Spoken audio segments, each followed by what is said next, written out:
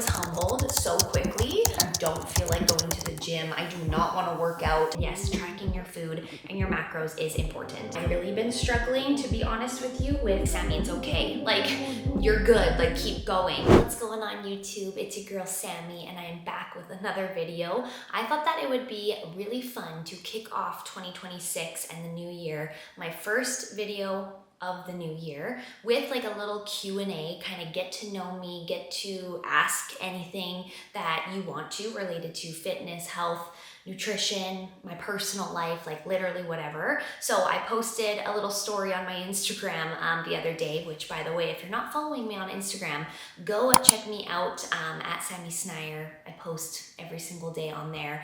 Tips and tricks, mindset related topics to just empower the girlies. And anyways, I've got a list of a couple of questions here that all of you are like burning to know the answers to, I guess. There's probably like 15 or 16 questions on here that I wanted to go through so that you guys can hear my thoughts, my opinions, my beliefs, and also just like what I do on a regular basis as a online fitness and nutrition coach who helps women lose weight, feel their best, gain confidence, and just control over their lives. And I'm gonna do this while I get ready. I'm gonna try to like multitask here, so bear with me. I'm gonna start by taking these curlers out because they've been in for a very long time and I don't even know if it's gonna work out the way that I think it's going to in my head. So anyways, let's just start getting these out. I'm gonna start in like the health and fitness nutrition section. The first question that came in is what is something that you wish you knew about fitness before you started? I think that there's a couple different things that my head like immediately goes to, which by the way, I haven't like pre-thought out these questions. I'm just gonna answer them off the cuff.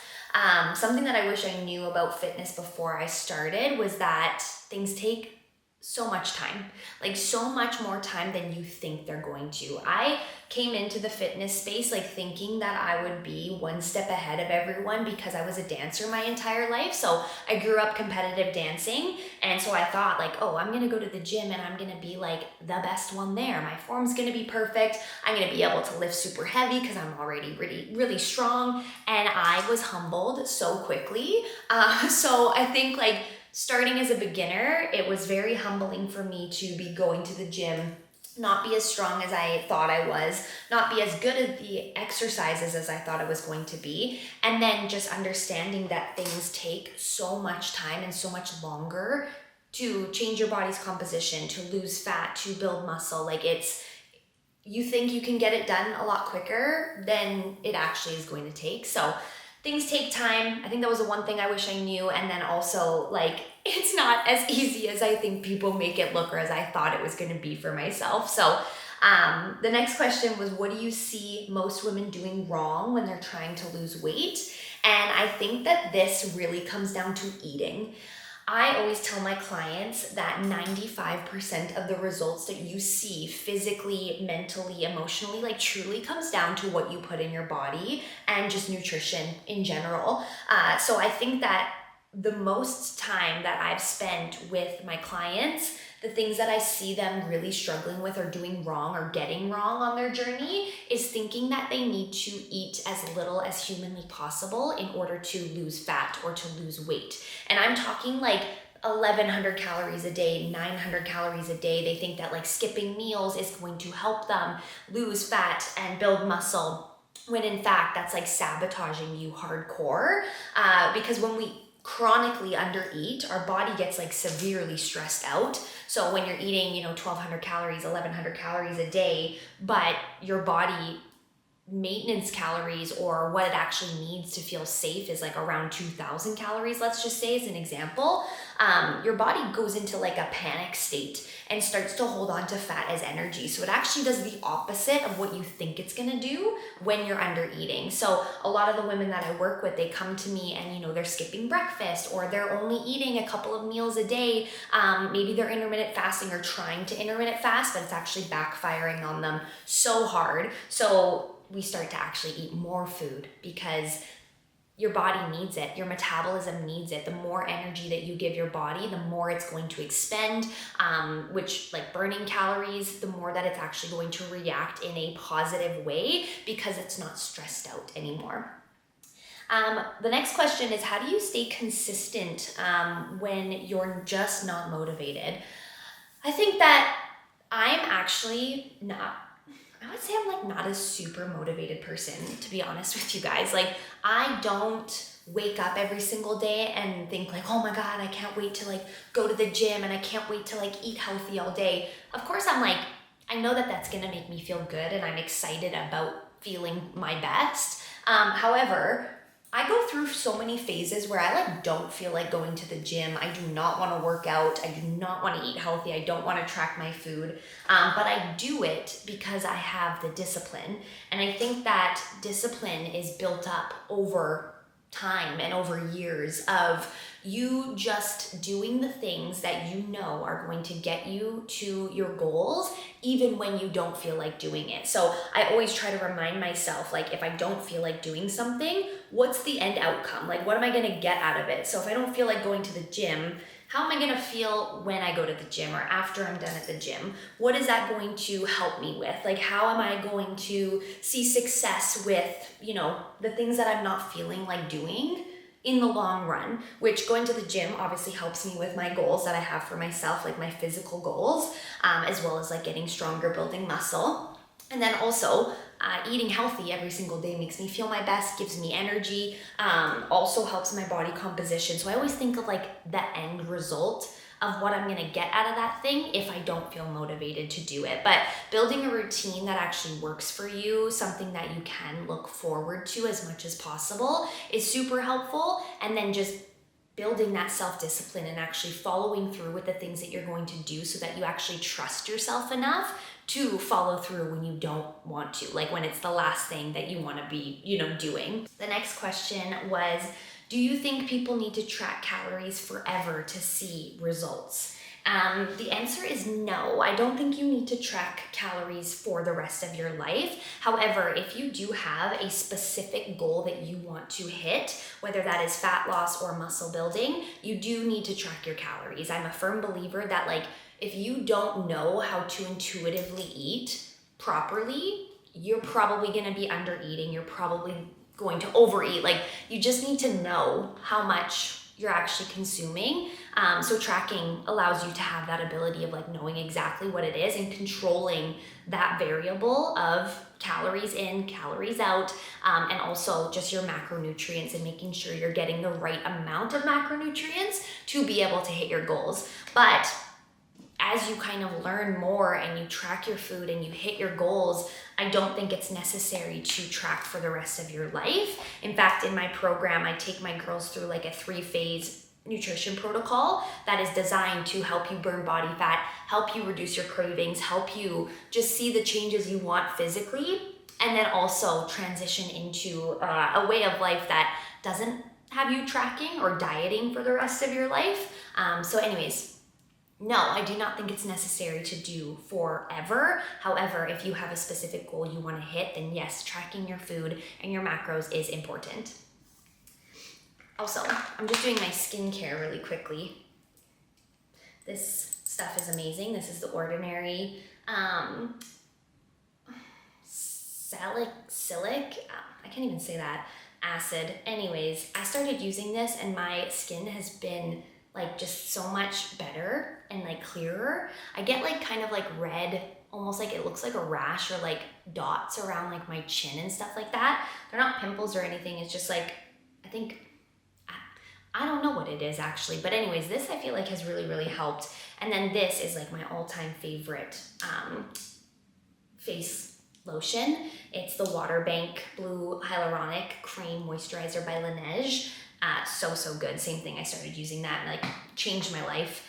And also this lip balm, I'm addicted to it. It's from Bath and Body Works. It's the Co Bigelow Mentha, so mint lip balm. It's so good. You have to try it because something about a mint lip balm just makes my entire life better, especially when you live in Calgary and it's so dry here.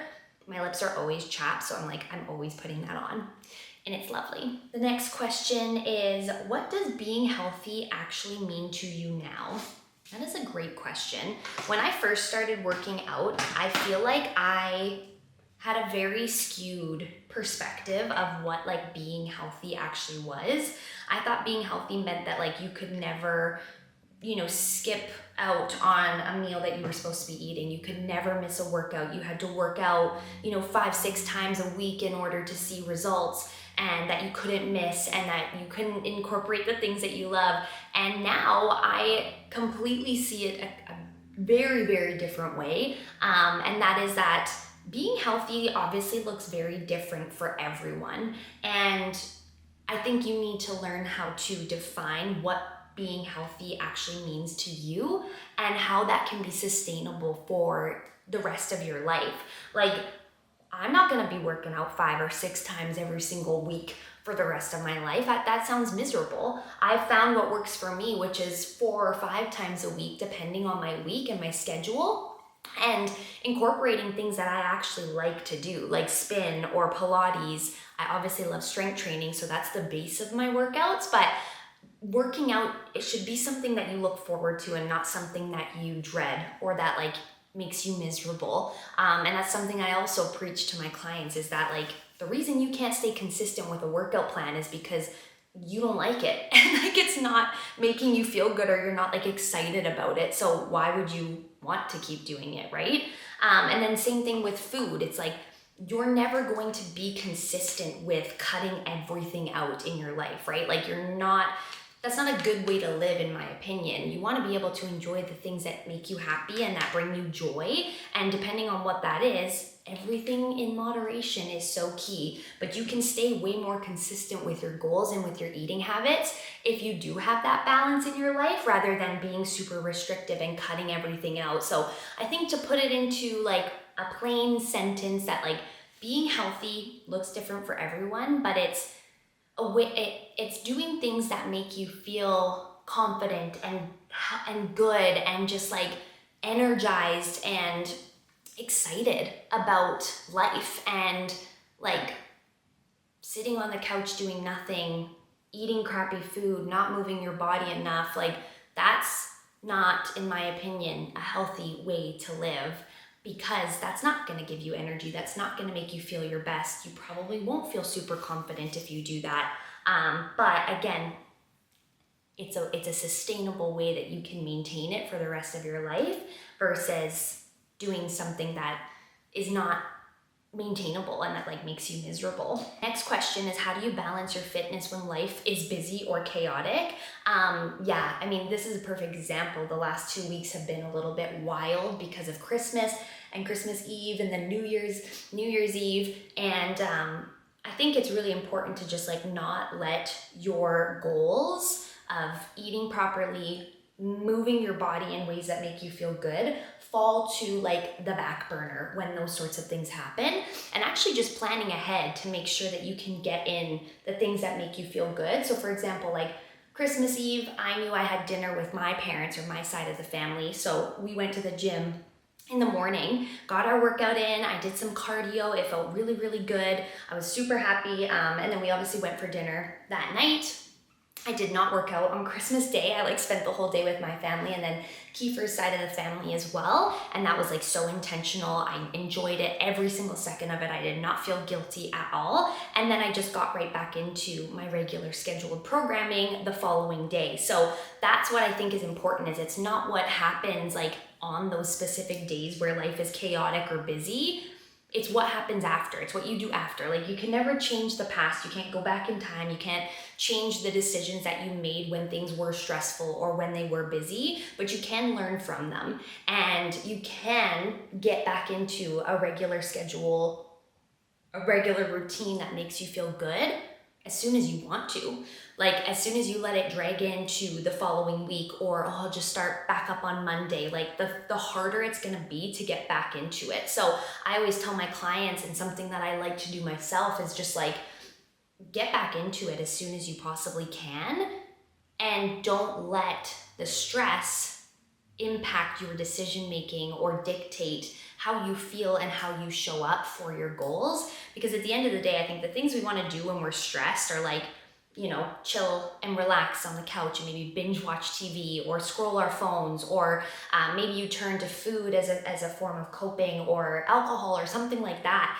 That's not gonna help, like, at all, right? It's not going to help you. It's actually probably gonna make things more stressful, more chaotic, worse. But also giving yourself, I think, like the patience and the grace to be able to take a second and like slow down and deal with whatever you have to deal with. But then again, just get back into it like as soon as you possibly can. Moving into the food relationship slash mindset slash just like connection questions here.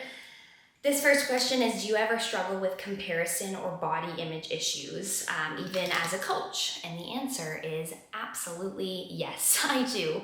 I think it's something that everyone struggles with, especially because we are on social media so much, and especially me, it's like my job to be on social media. So I am on there quite a lot, and it's hard not to go down like a little bit of a spiral when you see things that, you feel like, oh, that person must have it all together, or oh, I wish I looked like that person, or whatever. Like it's comparison is, I think, something that's always around us, but it's also the thief of joy and the thief of like you feeling confident and happy in your own life. So it's hard not to, but I try to focus on myself and focus on all of the amazing things that I have going on in my life, rather than trying to look at what everyone else is doing. Because at the end of the day, you see stuff online, or you even see people in person that you are going to compare yourself to, and you have no idea what they're going through. I always try to remind myself of that. It's like, if I ever look at a girl in the gym and I'm like, wow, I wish that I looked like her,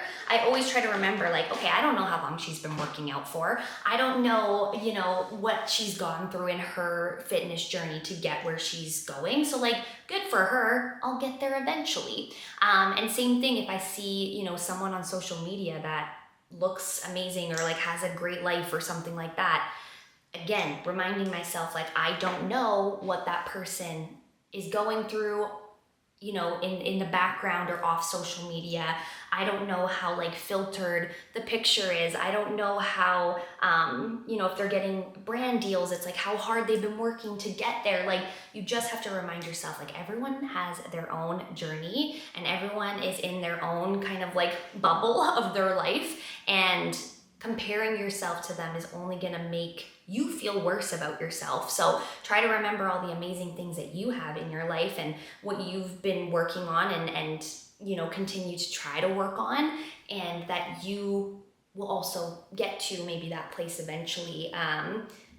And that, I think, another realization I've had recently is that people are probably comparing themselves to you as well, right? Like, I was thinking about that when I was at the gym one time. I was like, if I'm comparing myself to all these great looking girls in the gym, I bet you some of them are also comparing themselves to me, like, right? And I don't mean that to sound like vain or just like, oh, I'm the best, but like, probably, right? Because everyone's got their own kind of like what they want and opinions on things and what looks good and what, like, you know what I mean? Hopefully that makes sense to you. But I try not to get too far into like the rabbit hole of comparison, because it does definitely like take a toll and a spiral on your mental health for sure.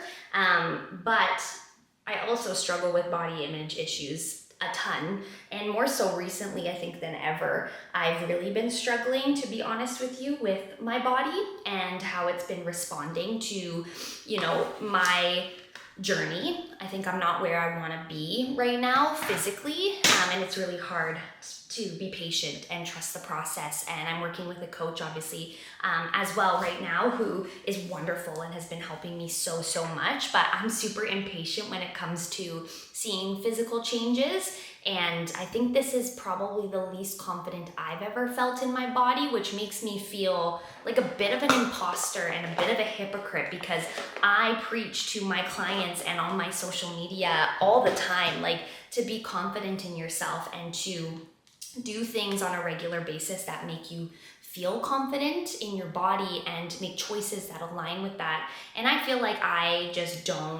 not living into that right now. And I'm doing everything I'm supposed to be doing, but I still don't feel confident. I just don't feel hot. I don't feel sexy. I don't feel good in my body right now. But I've got a plan to move forward and to keep going and to, show what I need to on a regular basis to get where I want to go. And I just got to trust the process. Next question is, how do you deal with guilt after overeating or missing workouts? I don't, to be honest with you. I just keep going. Again, kind of going back to what I said about like being consistent and not letting stress kind of rule your life or like overtake everything. I think that when something gets missed, like a workout, or I maybe overindulge, again, I cannot go back in time. And I always try to remind myself, like, I cannot go back in time and make a different decision, but what I can do is like make a different decision in the future. So if I'm ever in this predicament again or this situation again, how would I act differently? And how would I make a different decision to not feel guilty about overeating or about, missing a workout, let's say. Life is always gonna happen. Life is gonna throw curveballs at you, like left, right, and center. That's never gonna stop. So the sooner that you can realize and like work with what you can, and just keep going, the easier it's gonna be for you to not feel guilty about it, because again, you just get right back into it and make decisions that don't punish your body after the fact, right? Because I think what I used to do too is if I felt guilty for overeating or overindulging or maybe skipping a workout, I would like punish myself the next day. So I would like skip a whole bunch of meals, or I would work out extra long or do extra cardio the following day to like make up for it. And that was just like such an all or nothing mentality and such an all or nothing like mindset to have. It was not healthy at all, right? Next question is, how did you find a good partner? This kind of goes into like personal values in life. I've been with my fiance now, which we're getting married in 5 months actually, in May 30th of this year. I'm gonna be a wife this year, you guys. That's insane to me. But I have been with Kiefer for 7 years. It'll be 8 years in September of this upcoming year. But we've been together since we were 23. We met in 2017 and started dating in 2018. And before I met Kiefer, I think that I had pretty low standards when it came to like the way that I treated myself and my physical body. Like I didn't really work out that much. I definitely, I ate healthy, but I was under eating like severely. I worked in the restaurant industry. I was a general manager at Earl's, and I was always around food. So I was always like eating the food at Earl's, which amazing, but not every single day should you be doing that.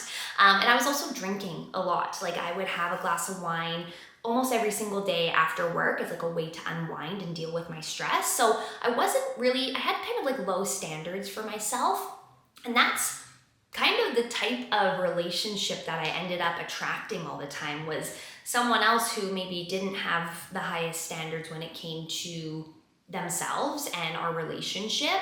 And so when I finally started working on myself and working on having higher standards and expectations for myself, like physically, yes, but also just in my life in general, I attracted the same kind of person into my life. So I attracted someone who also had high standards for themselves, high expectations, was a big dreamer, was a big like creativity person, which is what I like wanted my entire life, was someone who was like that. So I truly do believe that I would not be in a relationship with Kiefer, getting married this upcoming year, if I didn't take the time to like work on myself first and actually attract that kind of man into my life. And then of course, like over the last 8 years, we've obviously grown together, and that's super amazing too. But I also think that if we didn't have that kind of mindset, it just wouldn't have we both didn't have that kind of mindset, like it wouldn't have worked. Like we would not be together still, right? So he has his own business, I have my own business. We see each other like 24/7. Truly, we have offices like right next to each other. We're with each other all the time. And it's great. Like it truly, truly is. But I really do think it comes down to like having high expectations and standards for yourself.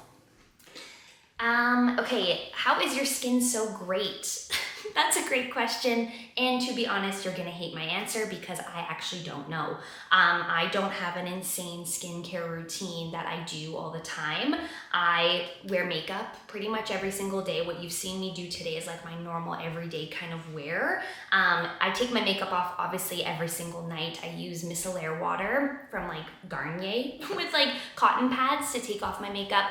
I'll wash my face every single night with it's like a CeraVe foaming face wash. And then I'll always use those two things I showed you at the beginning, which is like the Ordinary solution, and then also the Laneige Water Bank hyaluronic acid lotion. And that's pretty much it. I do find that my skin has actually gotten better. I was saying I had like those red bumps kind of around my chin every time my skin gets a little irritated. I noticed a massive change when I stopped like drying my face with a towel and instead using like a one-time kind of like, it's like a paper towel, but it's not a paper towel. It's like for your face to dry it. I noticed a massive difference in that, probably just because like if you don't use a fresh towel every single day to dry your face, of course there's gonna be bacteria on it. But I've always been super lucky with like really clear skin. I never really struggled with acne.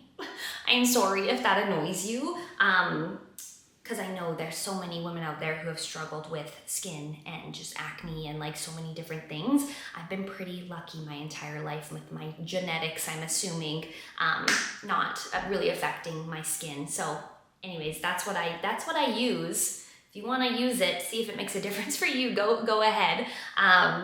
Next question is, what would you tell someone who feels stuck or lost with their fitness and confidence?